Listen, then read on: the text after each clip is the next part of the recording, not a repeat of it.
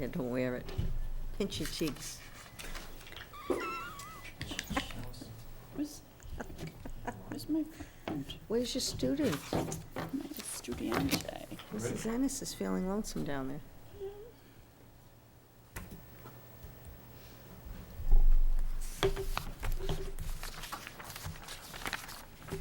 Good evening. Welcome to the school committee meeting, September 24th, 2012. Tonight, our agenda, we do have some minutes to review. We'll be talking about some MASC resolutions, and then we'll be hearing a little bit from our business manager in terms of some budgetary issues. The first item tonight, we'll be looking at minutes, and we have quite a few to go through. And of August the 13th, August the 27th, and September the 10th. August the 13th. I entertain a motion to approve the minutes of August 13th, 2012. So moved? Can't second, I wasn't. And second, I'll second it for discussion. And I just do have one just minor amendment to the minutes. On my request from that evening, I talked about planning for future years, and I just would like it noted in the records where it says, "We are looking," that I am looking for a advanced placement program and to upgrade our AP curriculum and preparing students to be more adept to take AP classes. So that's the only modification that I have. I was just misquoted during those, and it did come from me and not from we being the committee. With that correction, any discussion? Being none, I'd call for the vote. Yes. Abstain. And yes, I have 2 yeses, 1 abstention, 2 absents. Those minutes are passed. Next would be August 27th. And looking over those, okay, up here we had a full board. And I entertain a motion to approve the minutes of August the 27th. So moved? Second. Moved and seconded. Discussion, corrections. Being none, call for the vote. All those in favor, please say aye. Aye. Aye. Aye. Motion passes, 3 in affirmative and 2 absent. And finally, September the 10th. And I believe everyone who's present that is here this evening. I'd entertain a motion to approve those minutes. So moved? Second. Moved and seconded, discussion. Not being none, all those in favor, please say aye. Aye. 3 in affirmative and 2 absent, those are passed. Okay. Let's see. And we'll send those down for committee. Just sign, but I can't sign number 3. Okay, oh, I'm sorry,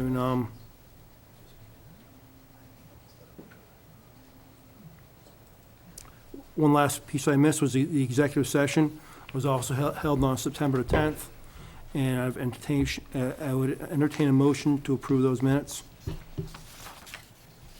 So moved for discussion? And I'll second it. Mrs. Ennis. Mr. Himmelberger, he does not vote on the roll. Okay. The roll call vote is committee members only. Mr. Himmelberger is a guest to these meetings, so his name needs to be removed. Thank you. The roll call is there, and the motion still carries with, just underneath that, Mrs. Ennis, with 4 in affirmative and 1 absent. So it does not affect that, and we can scratch them off both. Yeah. Bottoms, so here's a no vote. Okay, anything else? All those in favor with those corrections, please say aye. Aye. Aye, minutes pass, 3 in affirmative, 2 absent. Okay. Go ahead, you do paperwork. Thanks.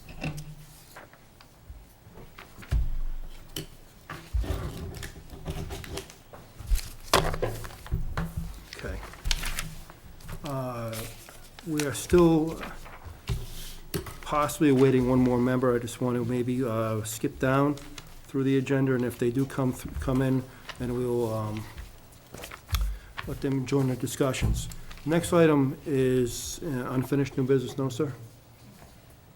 Anything under unfinished or new? No, thank you. Okay. Next item is the MASC resolutions review for our delegation vote.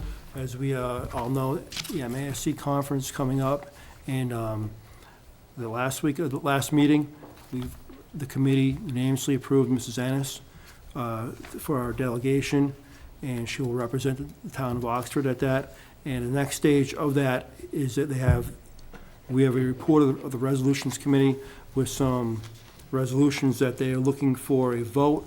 In other words, that we will be instructing Mrs. Ennis on how this committee feels that we should be voting on these items. So there are 5 of those items. And I'll just give you just a brief overview of the resolution. The resolution 1 is establishment of a special commission of the legislation for the study of mandated reports and data submissions for the school districts. Okay. And then, obviously, the rationale with this, the time and cost of preparing mandated reports and data submissions, some which are duplicative and redundant, is overly burdensome on school administration, detracts from the role of administrators as supervisors, and has never been analyzed to examine their benefit in increasing student achievement. The commission could streamline the mandated reports and data submissions and could indirectly but positively impact student achievement. Okay, so I would entertain a motion on how this committee feels we should be, how we would like Mrs. Ennis to go about this vote. Mrs. Ennis. After reading this, the resolution here and sitting in on one of the meetings for this resolution, I will be in favor of voting yes and supporting the Framingham School Committee that has submitted this. As we know, the redundancy in reporting over and over and over to state agencies and federal agencies for school information and data is a time-consuming job that needs to be streamlined because of the time it takes. So I would like to make a motion to vote yes on this resolution. And I'll second that motion. Any further discussion? All those in favor, please say aye. Aye. Motion passes 3 in affirmative for resolution 1, 2 absent. Resolution 2 deals with the modification of the circuit breaker formula.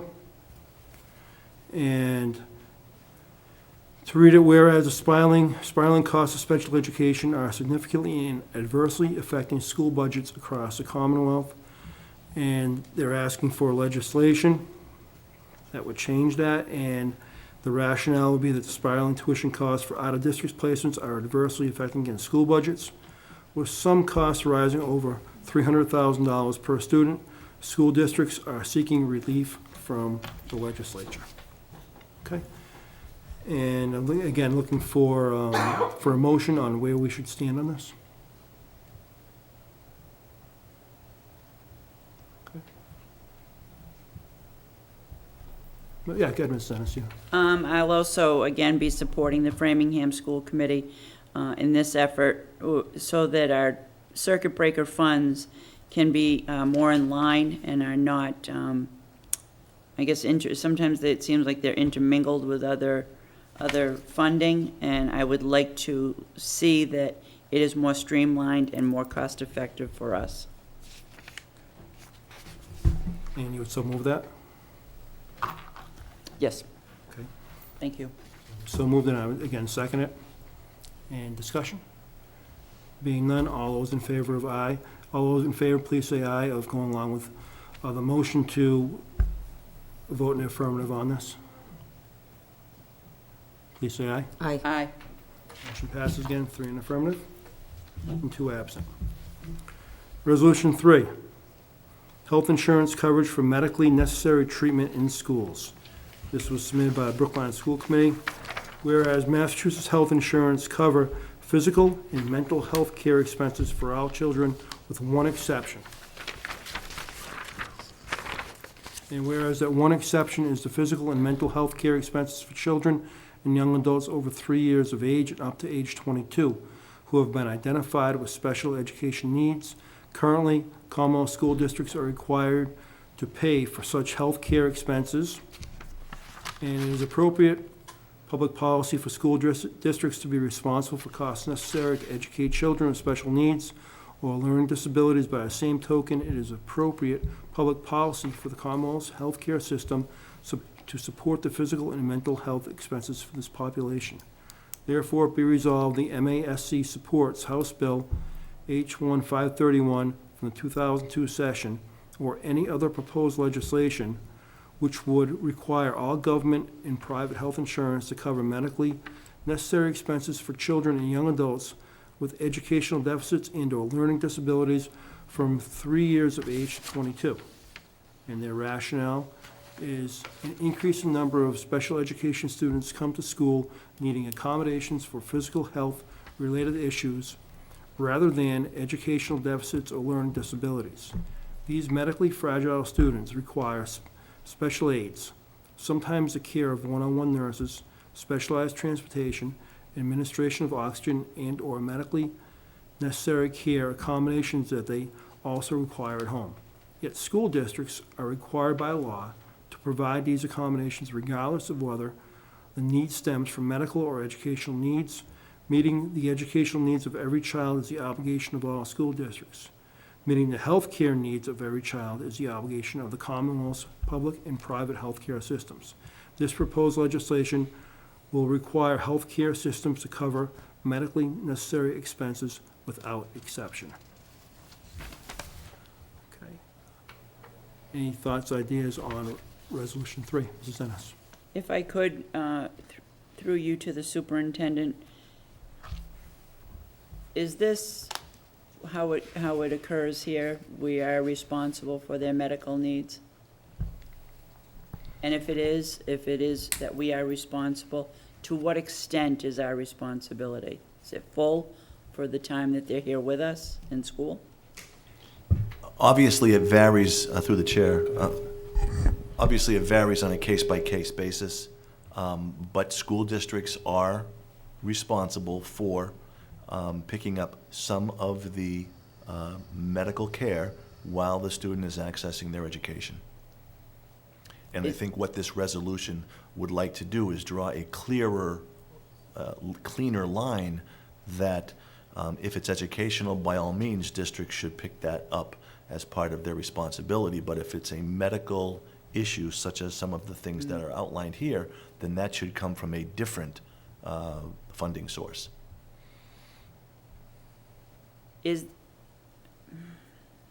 How do I want to ask this question? Is there anything written in our district that says we go up to this point for medical needs? Or is it just, it's kind of open-ended and it can go for whatever the need is? Go ahead, sir. Yes. All districts have the right to appeal decisions to the state Department of Elementary and Secondary Education. So in rare instances where there are costs being shared amongst departments or districts and all parties do not agree, then that can certainly be appealed to the DESC. So there is a protocol that all districts have to mitigate some of those expenses. And again, every case is different, but the answer is, in some cases, the districts are responsible for picking up those costs. Thank you, Mr. Chairman. Sure, anytime. Okay, and again, I'm looking for a direction on where the committee would like to Motion to support Resolution number 3? Okay, we have a motion to support. And I'll second it. Discussion. Being none, all those in favor, please say aye. Aye. Aye. Aye. 3 in affirmative and 2 absence. For Resolution 4 and Resolution 5, not in the spirit of not trying to appear in any form of conflict of interest, where they deal with educator evaluation systems and funding per school district, I'm going to turn the gavel over to the superintendent to run this portion of the meeting. However, we are looking at a rule of necessity when there are 3 members here eligible to vote for that. We are missing 2 members, and we would need a quorum on these issues. My letter of disclosure, general letter, is on file with the town clerk's office, and I will be participating under the rule of necessity. And I pass the gavel to the superintendent. Go ahead, sir. Thank you, Mr. Chairman. As before us, Resolution 4 regards the funding for the educator evaluation system. This is part of our Race to the Top and part of the state regulations from June of 2012, where all educators in the Commonwealth must be under a formal education evaluation system. And that is for superintendents, for principals and building administrators, directors, as well as all teachers and professional staff who hold a license and certification. Obviously, a lot of districts, such as Oxford, who are Race to the Top districts, must implement this educator evaluation system for this school year, but the training is ongoing to make sure that everybody understands the nuances of the regulations as well as the implementation of the system.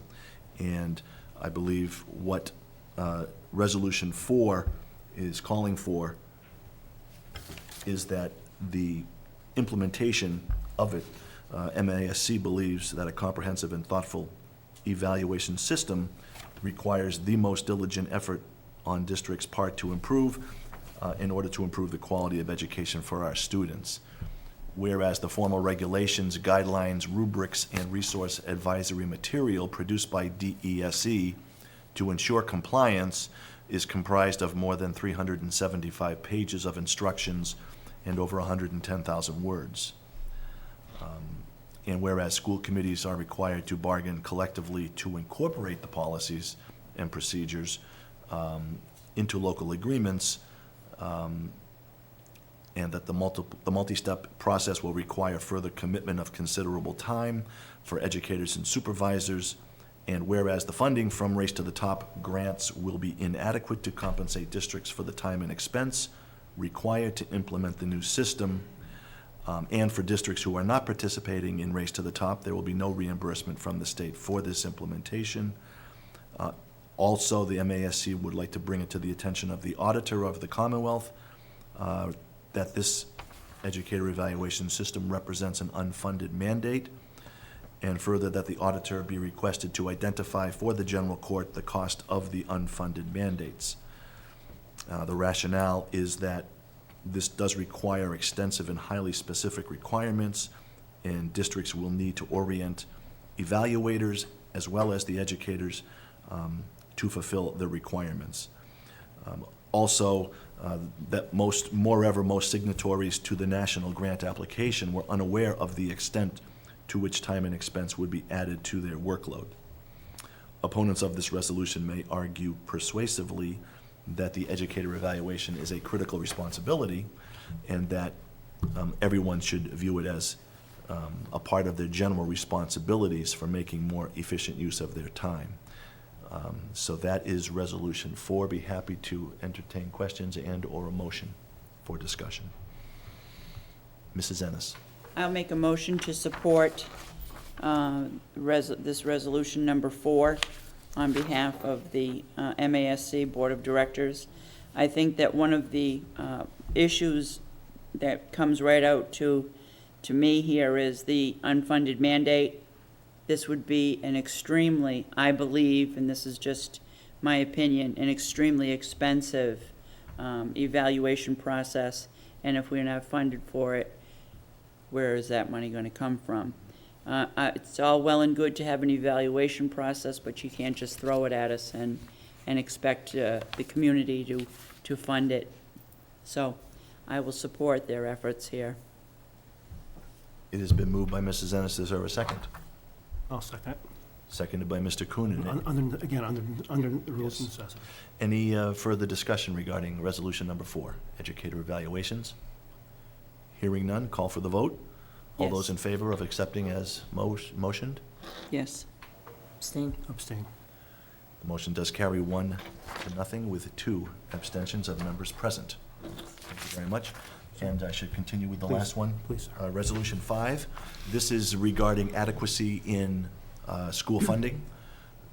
Whereas the current economic crisis, school finance has become a more critical issue in order to ensure that students receive a public education that helps them reach the highest levels of achievement and meets the state's highest in the nation standards.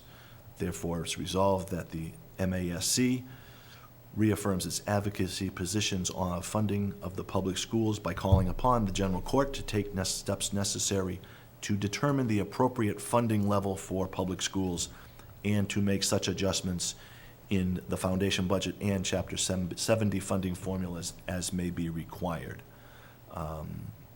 In order to make an accurate determination of adequacy, the legislature should authorize a formal adequacy study to determine the true cost of providing an appropriate education. The rationale here is fairly straightforward.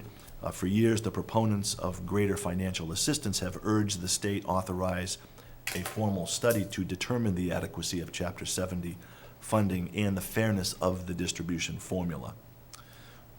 This constituency, the MASC, argues the only credible study can prove the state financial aid is insufficient to fulfill the requirements, the mandates, and the obligations of the public schools.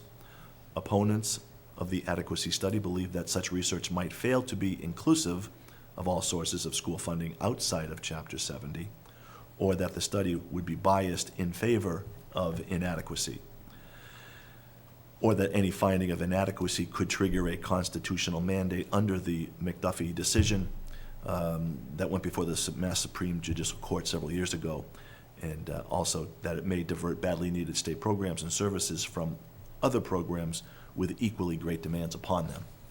So that is resolution number 5 in a nutshell.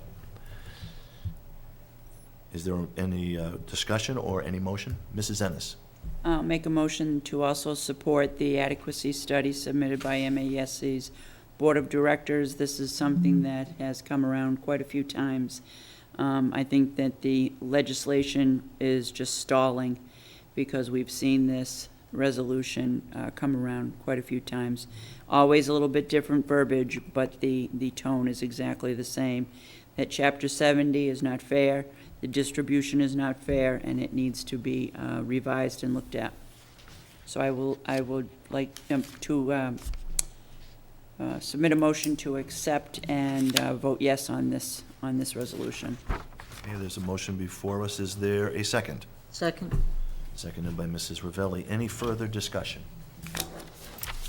Hearing none, we'll call for the vote. All in favor of this resolution, Yes? say aye. Yes. Abstain. We have 2 yeses, 1 abstention. The motion does carry. Thank you very much. 2-0 and 1. And I'll turn the gavel back to Chairman Cohen. Thank you. Thank you.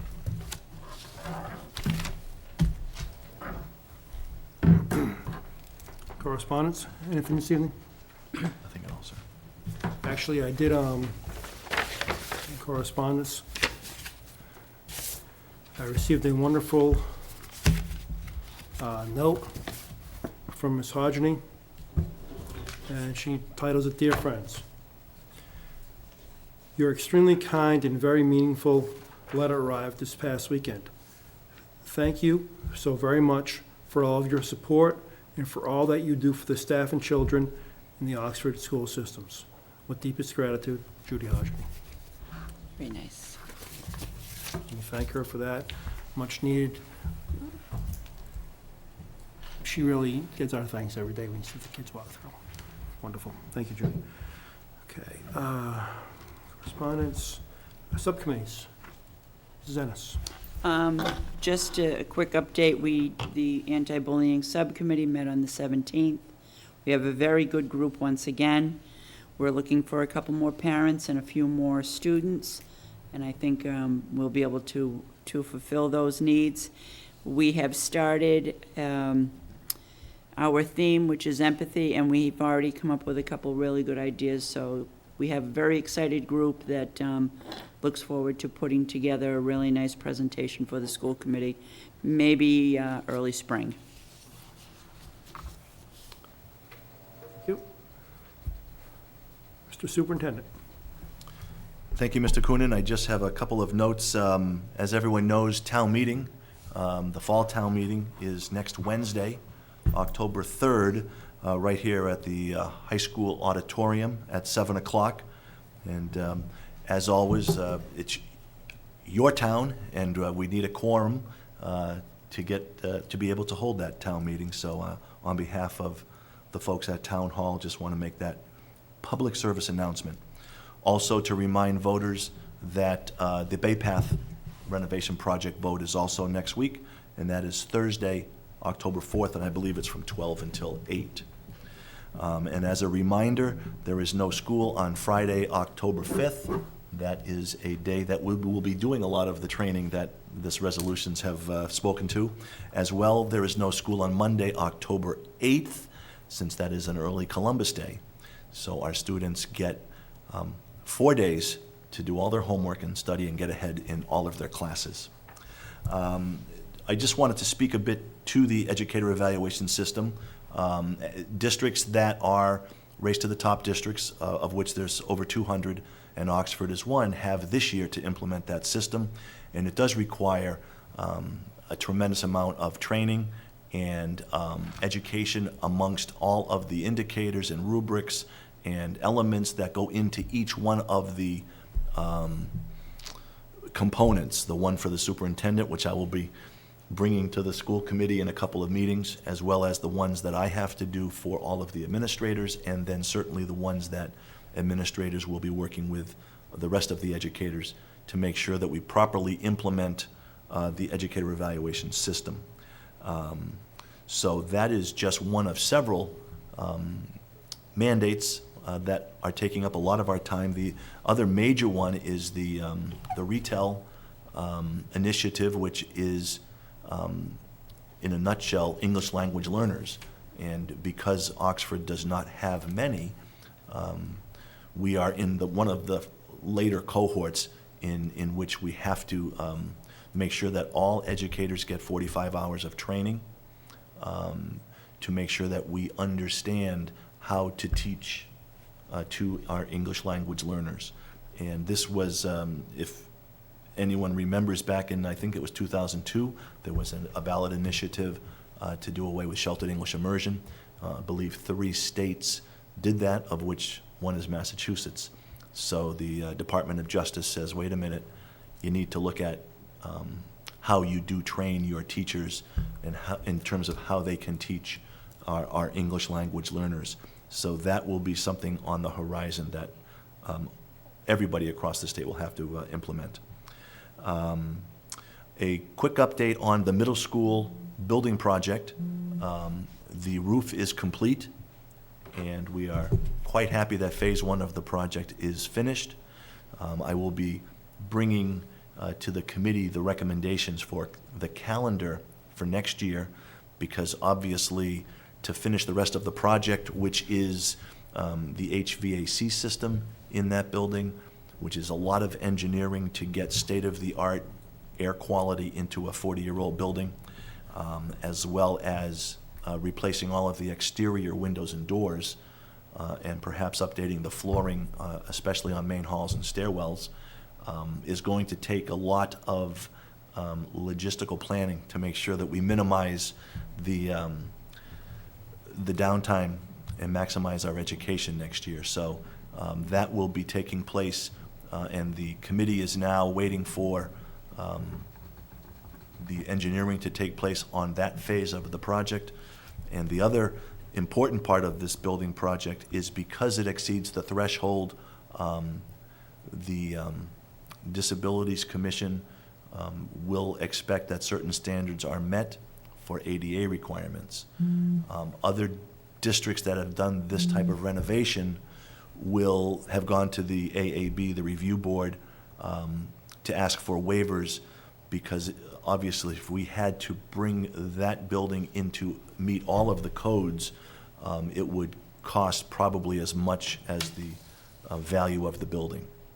So that is something that we are waiting for, to see what the AAB comes back with in terms of what they will waive and what they will require the town to do to bring the middle school up to code for all things that relate to handicap access. And so that we are waiting on that. Otherwise, we are proceeding with the rest of the project with the anticipation that the earlier we go out to bid, the better we are in terms of making sure that we have all of the materials from manufacturers here on time to complete the project, because we have that very short window of June, July, August between school years. So as that, we expect that that will continue so that we can start the project in a timely manner and finish it before we go back to school in the end of the fall, summer 2013. As everybody probably saw, the MCAS and accountability status was released last Wednesday for the Commonwealth, and we will have our annual meeting next October 15th at that meeting, where the entire administrative team will be here to explain the numbers and analyze the numbers. While many of the test scores improved, we are certainly behind where we want to be. And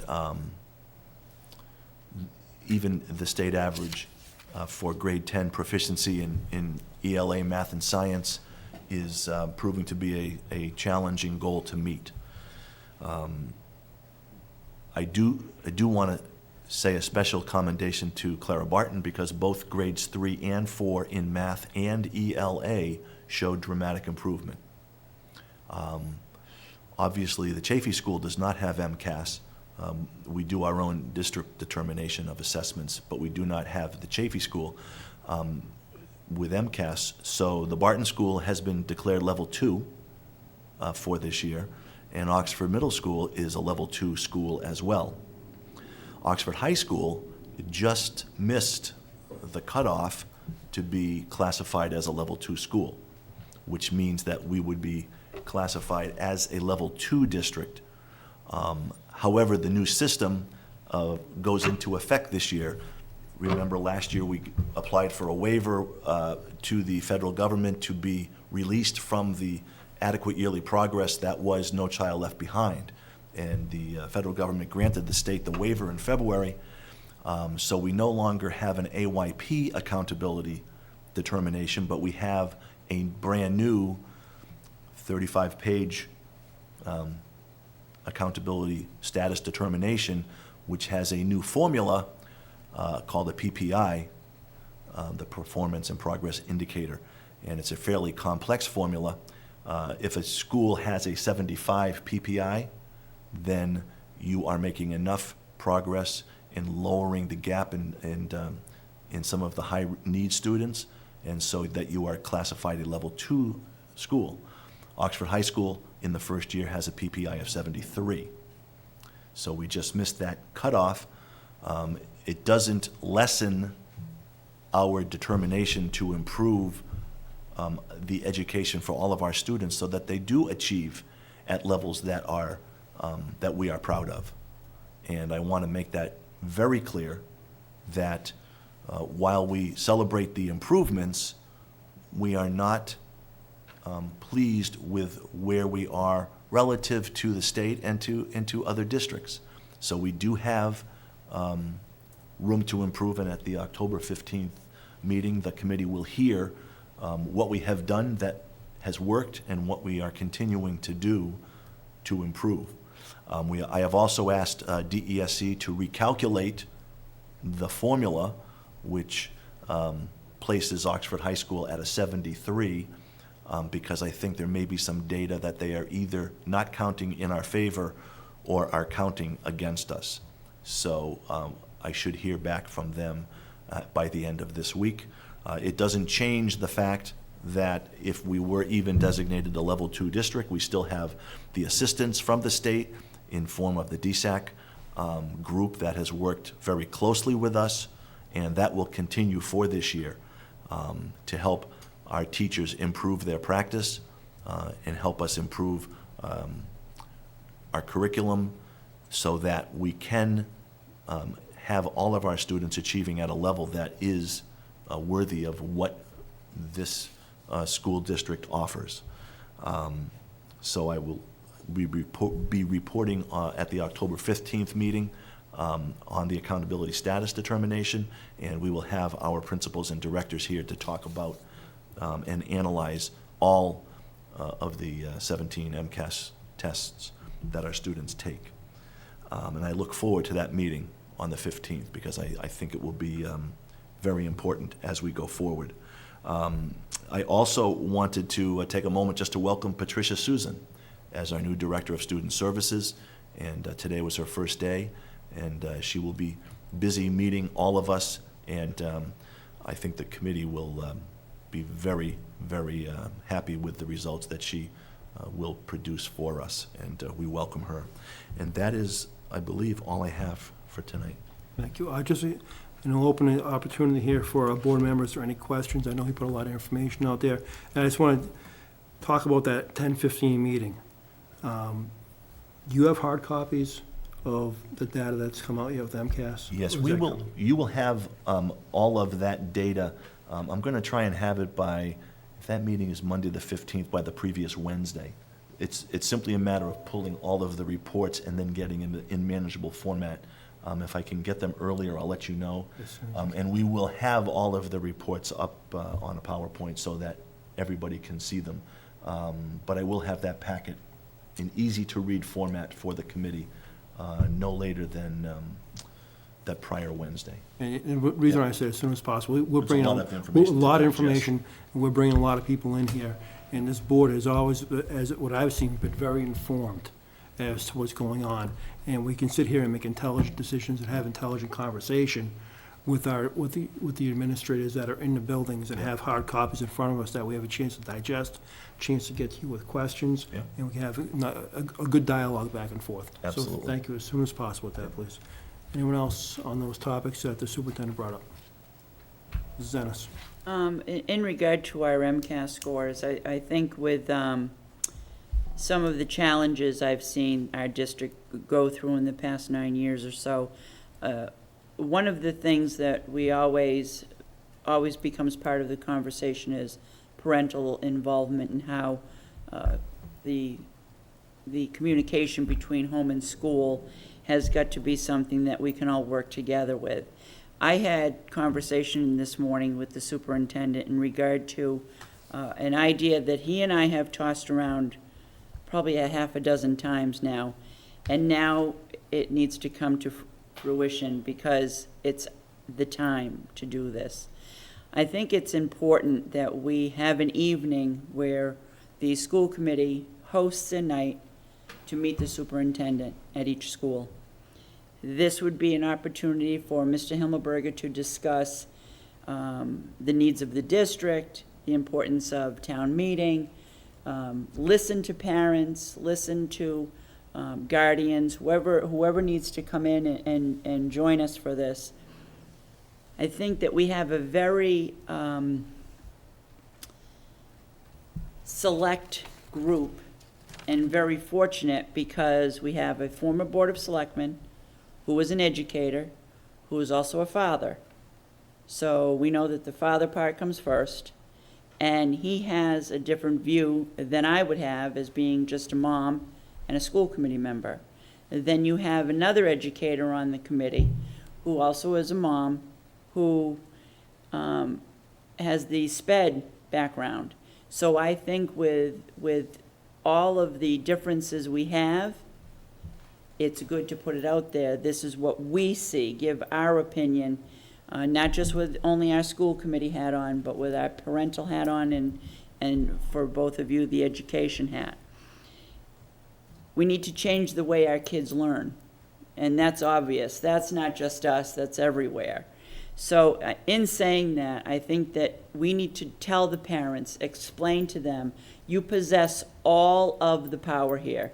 Because in reality, they do. They possess the power of what happens from school to home.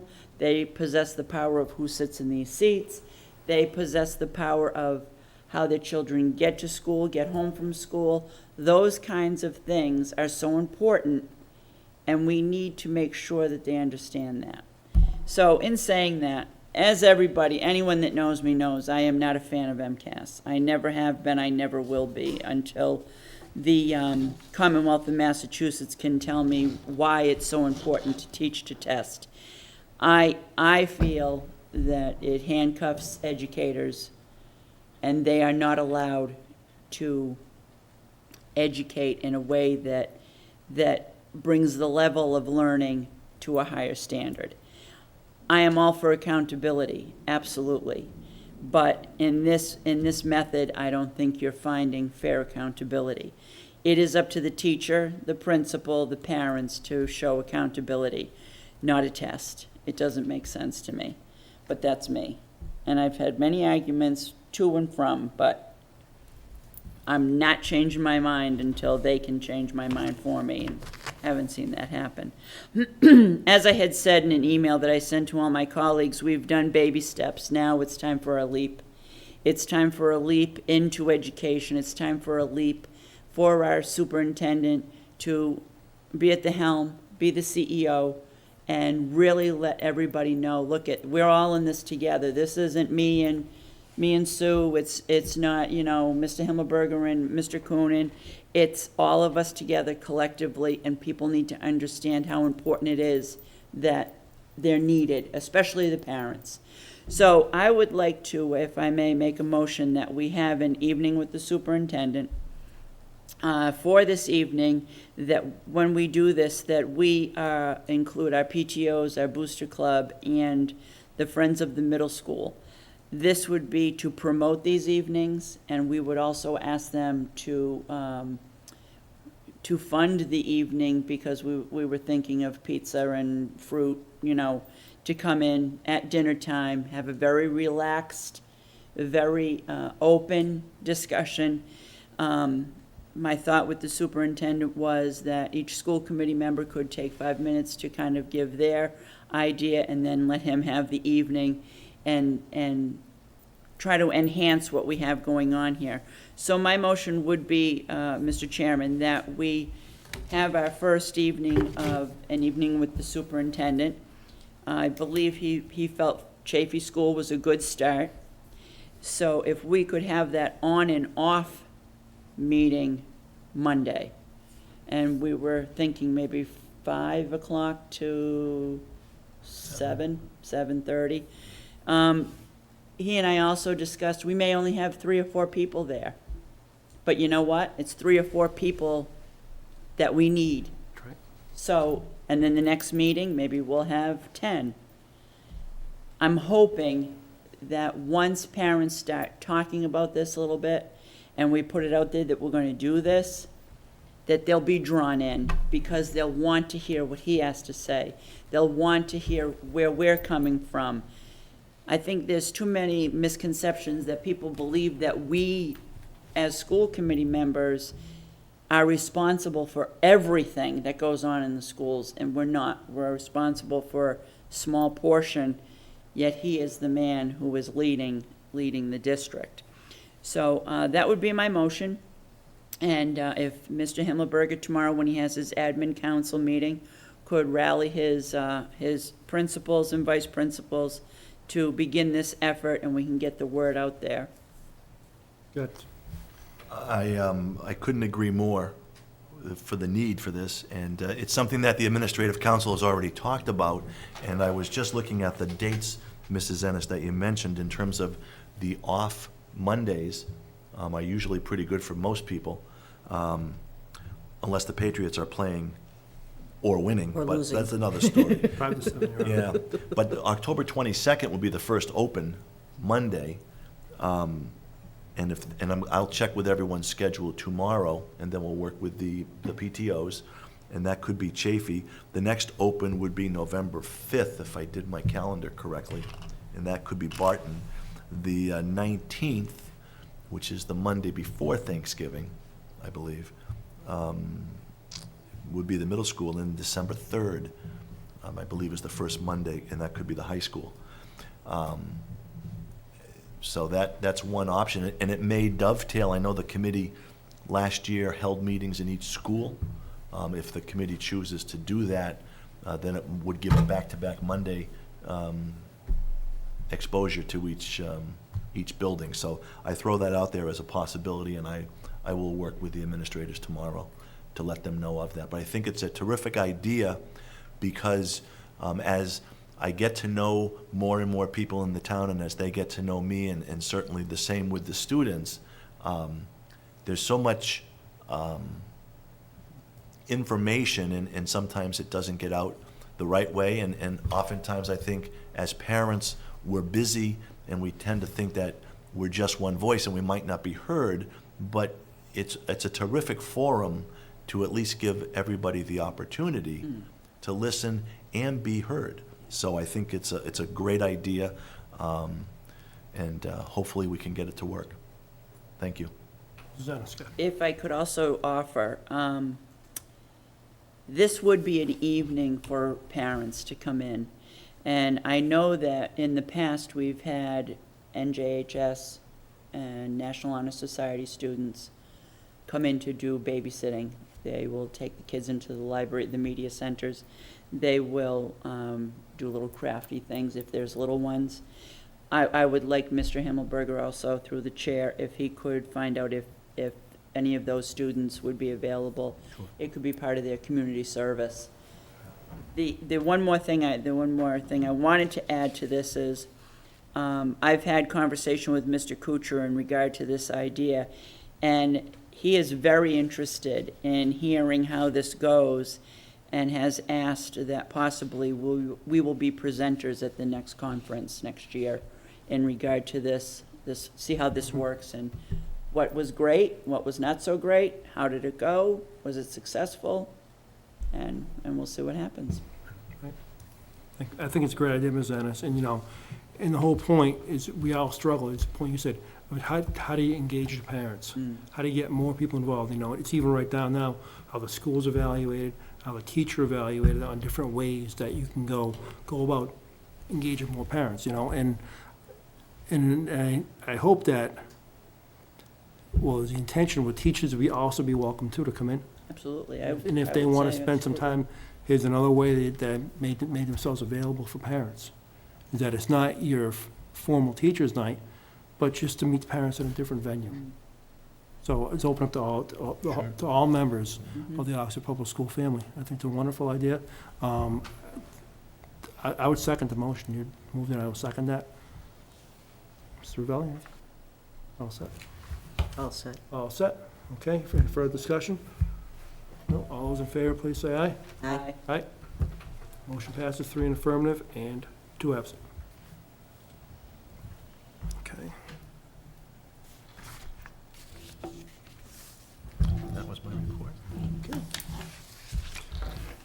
Mr. Matthew? Thank you very much.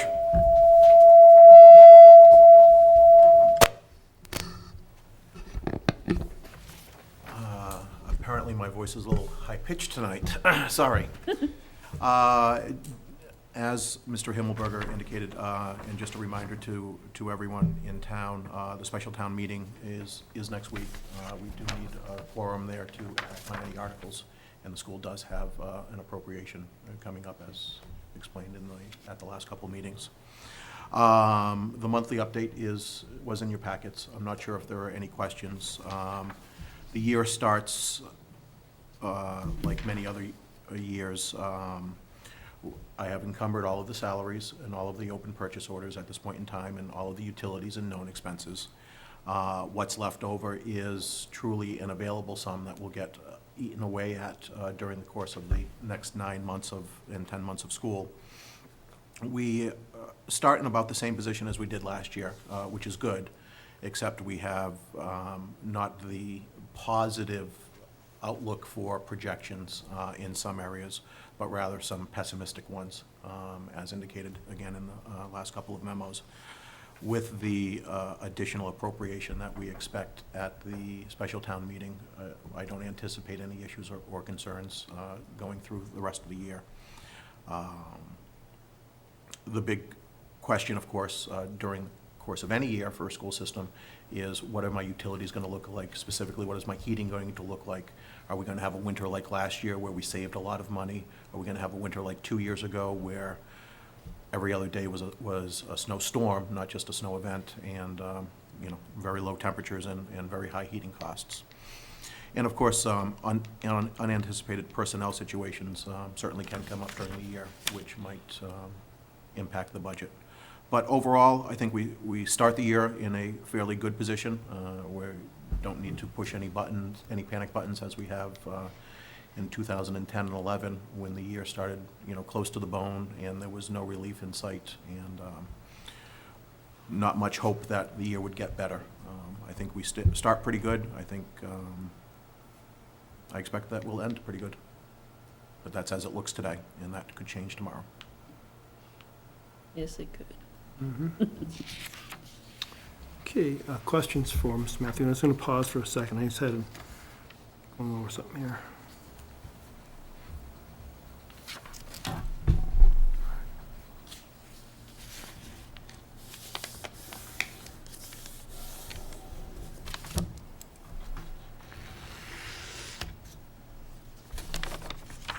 Questions?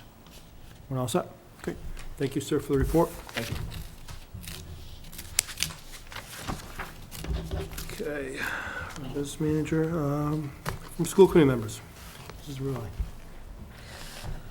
Rowley. The only thing I have left, because we covered enough tonight, we had talked about when we did the reviews and the principals came and presented their goals for the year, we had talked about stopping in and having them stop in and give us an update on how that's going.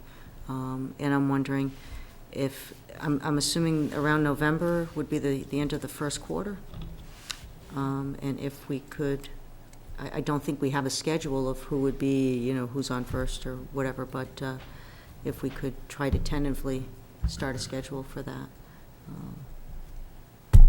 I reminded the administrators of the committee's wishes to have them, not wait until the end of the year, but report a couple of times throughout the year, and they agree as well that that would be good to do, whether we tie it in with a schedule that you'd like them all here, or if you want to do it by building, if you go to each building, and they could certainly be there for that.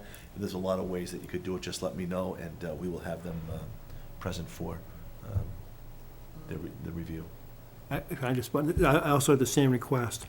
And before we started talking about starting this, the monthly meetings there, I was looking at the end of October to the beginning of November for the first, to invite the first one in.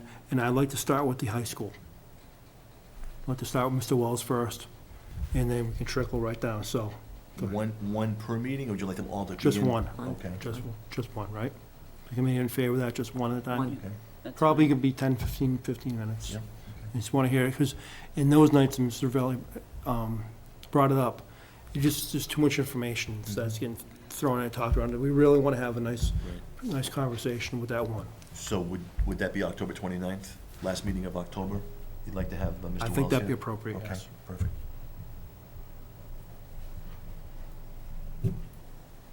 October 29th, so.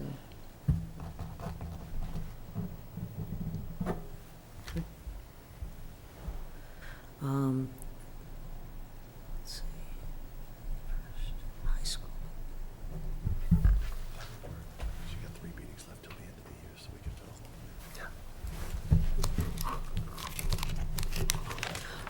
The only other thing is, I'm sorry to say that I had to work and missed homecoming, but I hear it was quite an event, and you had the weather for it. And fundraising seems to have went well. But I have, again, sorry I missed it. Nothing else for tonight. Okay, thank you. Mrs. Ennis. Thank you. I just want to disclose to the committee that I am going to become a member of the Booster Club.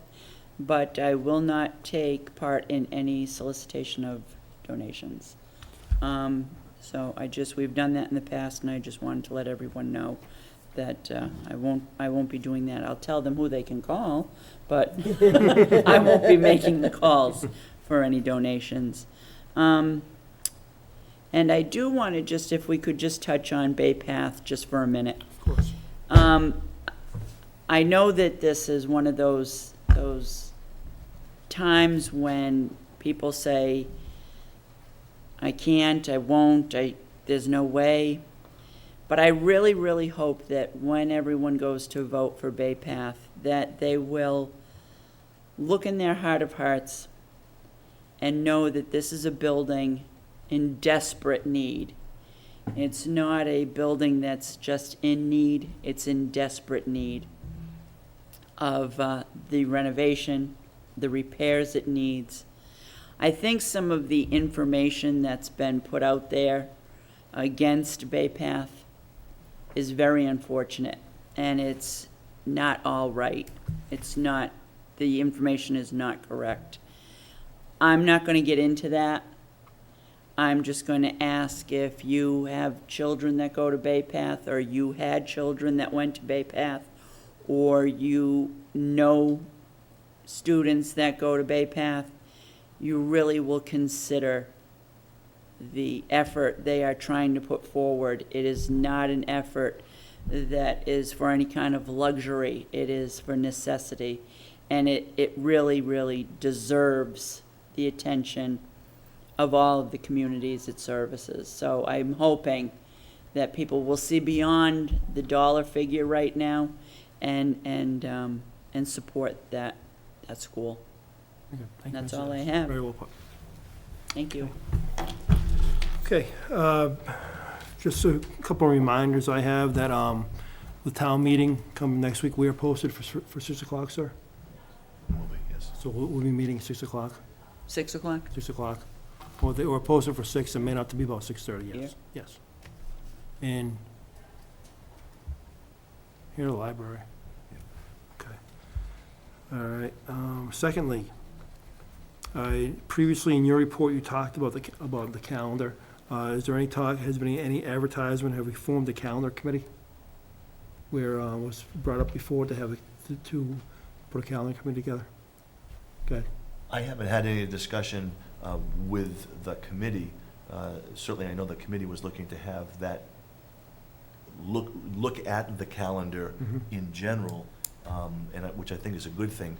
The only issue we have, obviously, is that we want to end this year as early as we can, and we want to start back to school in the fall of 13 as late as we can. However, we compress the 13-14 school year, I think would certainly warrant the discussion from that committee.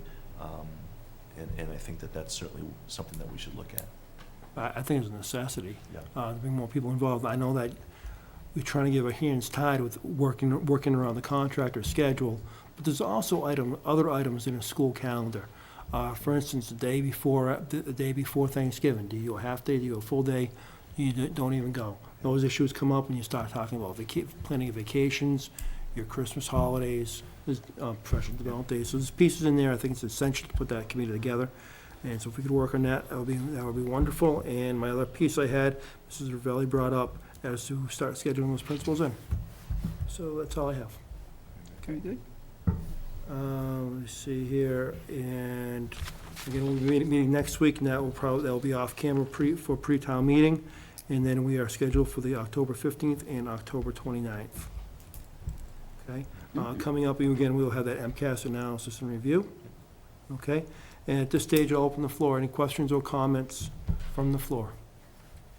Being none, I'll close the floor. Okay.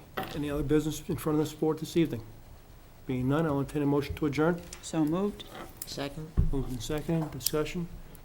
Being none, all those in favor, please say aye. Aye. 3 in affirmative, 2 absent, and we are adjourned. Thank you for coming tonight. Very good.